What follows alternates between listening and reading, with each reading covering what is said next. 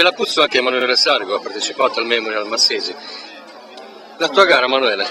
Diciamo che la gara è andata abbastanza bene, anche se un po' a corto di allenamento, però... 3 manche molto tirate da 15 minuti più 2 giri. Sì, peccato per pochi partecipanti, però tutto sommato è stata una bella gara. È stato un bel divertimento? Sì, sono divertito. Hai lottato con qualcuno in particolare?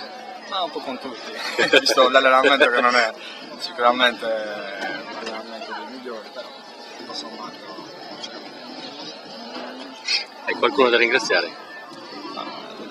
Ringrazio il mio sponsor principale come in service e Outlet.com, il mio amico Piero che mi fa da meccanico e qui presente. Il tuo sponsor, che sei tu stesso. Più o meno.